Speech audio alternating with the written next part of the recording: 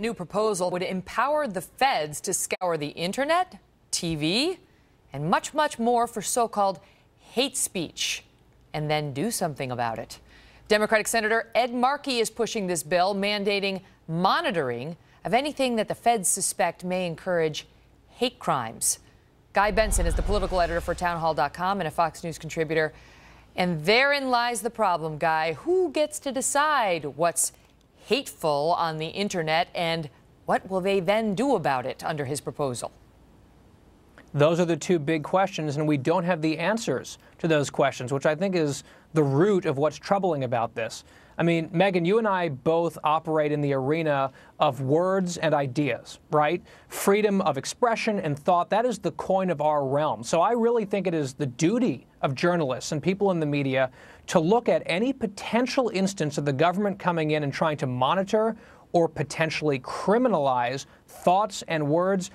We have to be all over that and ask tough questions, and I think Senator Markey ought to be answering some of those questions in the coming days. Senator Markey wants this group, this obscure federal agency, as the Boston Herald put it, to scour these, the online sources, TV, radio, and so on, for any speech that it finds threatening. And he wants them to do it in connection with the Department of Justice, the U.S. Commission on Civil Rights, and then file a report to Congress on what out there is potentially hateful and could lead to hate crimes. I mean, this is clearly big government sticking its nose into people's speech and their thoughts. We just pushed back on a similar proposal that we saw from the FCC that the feds had to shut it down. So what is Senator Markey thinking?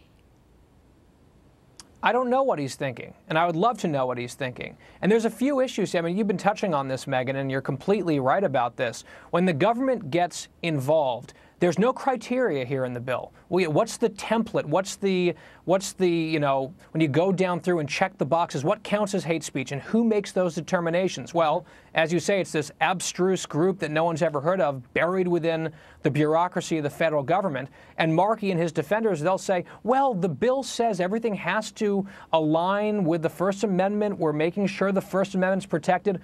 But who's going to hold that agency accountable if abuses occur? Because we've seen, quite frankly, Megan, some abuses recently from an unaccountable federal agency doing things to target Americans who say and act in certain ways that may be politically inconvenient for certain people. We've just seen this movie with the IRS. So expanding the potential targeting, and again, we don't know the exact nature of this, is questionable to say the very least. What are the chances of this going anywhere in the current Congress? I read that he has no co-sponsors, but it's got some more support, I guess, in the House than it does right now in the Senate. Well, the Senate can't seem to do very much of anything, and so you've got that. On the other side, the House of Representatives, his co-sponsor in the House is a backbencher from New York. So the chances of this seeing the light of day in the Republican-held House are slim. But it just gives you a window of into the thinking by some. That's exactly right. Mr. Markey's camp. That's exactly right. And it's not just that, Megan. I think what becomes difficult for people who are First Amendment advocates on these types of questions is the other side. It's easy and very tempting to demagogue. If you raise questions about this, they can say, well, aren't you being an alarmist? Or are you being an apologist for hateful speech or hateful behavior? And then you get awfully defensive awfully quickly.